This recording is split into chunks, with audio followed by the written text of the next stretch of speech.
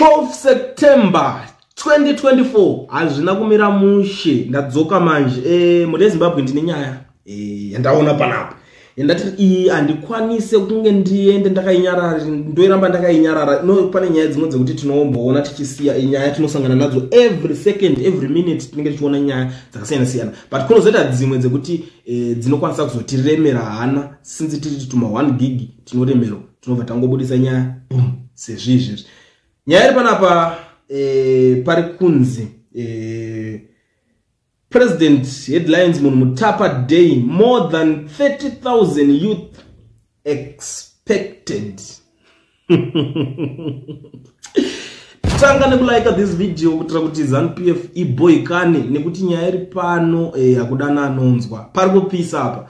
I'm telling you, that is kana wakasimba hana kana unozibo hana. I think this video is not for you. Aende kana uri pane nzvimbo imwe unofungidzira kuti vanogona kuzokuvenga kuti wakuteerera client unogona kuisa ma earphones because atina nguwa. So nyaya iri panapa ndekuda so more than 30,000 my youth ndo varunzi vari kutarisirwa and vanhu ava kana vachinzi vari kutarisirwa 30,000 my youth 30,000 more than 30,000 meaning these guys vanogona kunge vasina zvinhu zviri useful zvavanoita muupenyu hwavo. Most of pa 30,000 ipapapo unoona kuti 29,800 they are unemployed. Ndio nyaya yacho inenge iripo. And pa 30,000 my youth hatisati taura vamwe vanhu vese apa tikumbotaura my youth chete vari kunzi vari kuexpect 30,000 ivava. Mabhazi mangana anoenda ikoko. Bhazi rinopinda vanhu 70 something muZimbabwe inenge ratunza ara load direct. Kuti ngatinenge rapinda kana vanhu ngatingoti 72 kana 75 bhazi rinenge ra load. Ngatingozeba 75 bo. Saka apa kureva kuti 75 mabhazi mangani kuti achatakura 30,000 kutakura chete.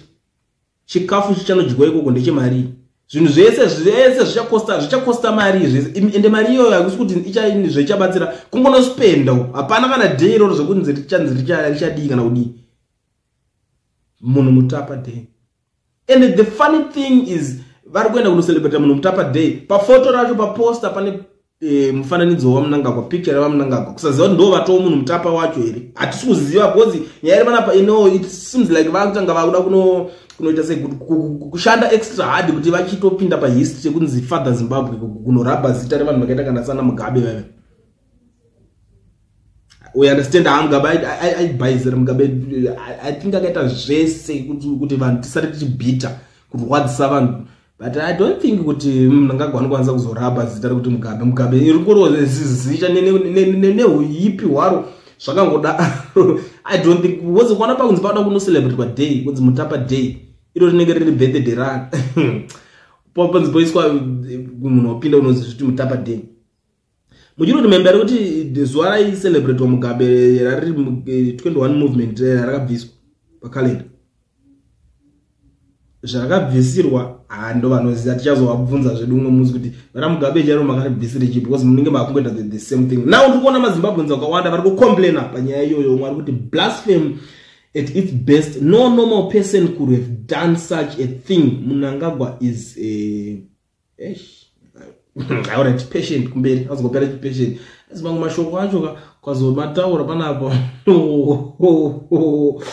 azikule nongonyituka but pakashata kumadanga ndikona vanhu vasina machikira muZimbabwe aiwa umwe ari kuti aiwa marova asina kana mabasa anongoswera achiunganidzwa zvawo ino ndo nyaya imwe ndikutaura 30,000 my youth. It's a sign and it's a shame. Unofanira kutonyara kuti vanhu vacho nditovaona kupi unoziva kune dzimwe nyika havatombo expect vanhu amba kadaro kusanodza kuti vanhu vari kushanda vari busy ngoti kana riri day racho ko tikangori atenda virtually so since network dzedu dziri kutongotanga kunakidza dziri kutanga kutongoitika chongoti vanhu tongoatenda uri pafoni pako kozi dzimwe nyika ndoziza kuita oswera makaunganidzwa mazibhazi muchitenderedzwa muchi vakomanaka pakashata.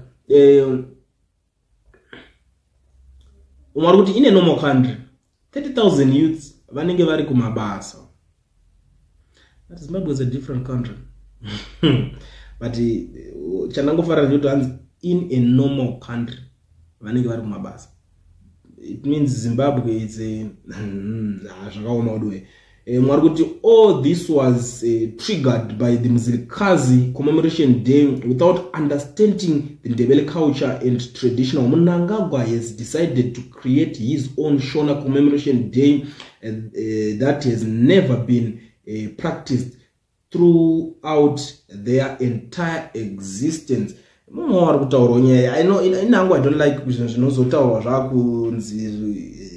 because of Ndebele Shona something. No, we are Zimbabweans, we are one, and he Shonas Ndebeles. No, Zimbabweans. Bo, Zimbabweans. As long as you own a chitupa jam Zimbabwe, Pana goes on the old Michi, Kono Zimbabwe, we are one. Tingo say Nika. Problem yedu, fault yedu, Jinjatungo, the face and now, one could remain the Irkutas of Gazamabasa. Ipapa Tegango run a papo. Iwata topedza asise nyika atikwanise kudivide kwa nema politicians ne ipapo zofana kuramba zvakadaro ma politicians avafanira kunge vachidivide nyika nawo ndikusangana nemumwe ari kuti 2030 anga achiripo mudharo medway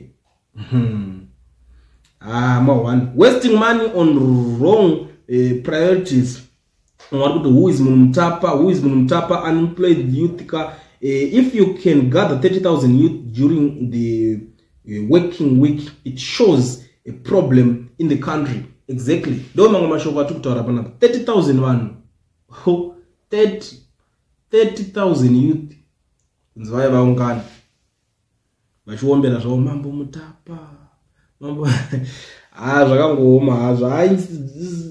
It's like zvedu zvimwe zvinhu zvokuti hatisokwanisa kuti tinge chekuita pane basina. Ungari kuti why is it this birthday now being labeled Mutapa Day? Nonsense.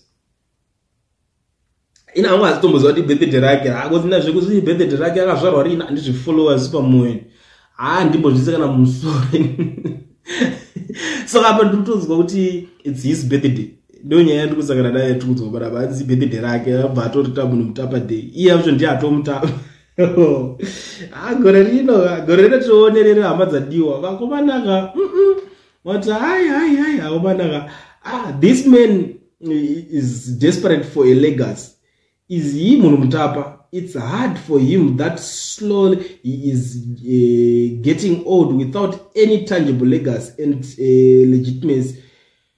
We will cancel and rename everything named after ED once he is out of power. The legacy don't you end up voting? In I want to go on get on with Chida pressure. You would unaona Mugabe pangari po zvakawanda zvakangorwa Mugabe chero makasatomisa pazvinhu izvo Mugabe ukatoenda zvesoka na kune imwe nyika kure ukatobvunzwa kuti unobva kupi ukati Zimbabwe Mugabe cause iye Mugabe wacho uchitotaura Zimbabwe mazita tu kune dzimwe nyika unoti Mugabe Zimbabwe zvatopera ndo zvinozikanwa apa even uri kure nyika zinongozikanwa Mugabe and Zimbabwe do pakatoita kuti nyika icho ita popular because of munhu one year but kwanzi wana Mutapa. I don't think kuti vanhu vanokwanisa kuzoziva kuti kuna Mutapa. Ungari kuti stop this munhu Mutapa sentiments. It's blasphemy. President ED is not even worth to untie the shoes of munhu Mutapa. Ndo mango mashoko akutaurwa panapa nevanhu vazhinji but ndikuzosangana naHope Chimwono uyo award winning journalist wa Zimbabwe ari kutiwo the Zimbabwean dictator Emmerson Mnangagwa calls himself Munhu Mutapa. Munhu Mutapa, also known as Mwene Mutapa or Munhu Mutapa, was the title of rulers of a powerful African kingdom that flourished between the 15th and 18th centuries in what is now modern day Zimbabwe, Mozambique, and parts of Malawi and Zambia. The Zimbabwean tyranny has even established a day named after the great Munhu Mutapa, which he claimed is a celebration of his own success. But what successes does Mnangagwa have? Pari kupisa, pari kunzi chi chana chocho kuti tingatobva tangotaura ipapo kuti ndiye chakataura pamwe pari kuti what is there to celebrate when under Mnangagwa Zimbabwe has the highest inflation rate in the world, a 95% unemployment rate, a collapsed healthcare system, terrible roads, and cannot provide clean drinking water in any of Zimbabwe's towns and cities. Additionally, it has the most corrupt government in its modern history. The list is long. Instead of focusing on superficial gestures like naming a day after Mutapa and comically equating himself to those great rulers, Mnangagwa's government should prioritize addressing the pressing issues facing Zimbabweans today and simply stop stealing the public funds through the criminal network housed in the president's office. Spending state resources on such useless events while begging the international community for food relief just shows how useless Mnangagwa and his regime are to Zimbabwe and how they have no moral compass. Hospitals have no medicines, yet the regime plans these junkets. Whatever Zimbabweans did to deserve this man and his regime must be so strong to deserve such a historic case. Ndo mashoko arikutaurwa nava hope chingono.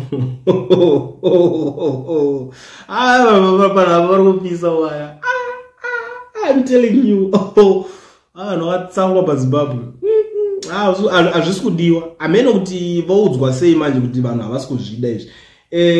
Ndikuonawo vamwe vana veZimbabwe vari kubudawo vari kupopotawo nyaya iyoyo, vamwe vari kutsvaka kuwirirana nazvo, vamwe vari kuti why didn't he just celebrate his birthday by saying Ngwena's birthday or Smart Mabunu Day etc than to call the day he was born Mutapa Day. Ndio mamwe yonza ayo ngavangotika Ngwena's or whatever mazita ane hobo ruka chivente trababla dzokera Mabunu Smart Tembo bazitacho akatomatera ekuhondo avo akawandisa. Ndobaronzi vadingotsvaga one zuva chete ravanongoisa izvozvo kungo celebrate kwatani kuti vabva vanozvipfekedza paMutapa Day. Munyemunyeya yacho iri kudetsa pakashata. Mwari kuti the reality of his administration's performance stands in sharp contrast to the accomplishment of the historic kingdom of Mutapa, which was known for its wealth, regional influence, and success trade networks. Okay, I conquer its importance to clarify that the title Mutapa was historically reserved for a specific clan of the elephant totem known as the Nzou Samanyanga. Ndo mamwe mashoko akutaura abati vanoira shumba zvo hatikuziva kuti chii chinenge chakuzoitika pepo. Mnangagwa will go down in history as once we failed his people, a greedy, corrupt and incept leader.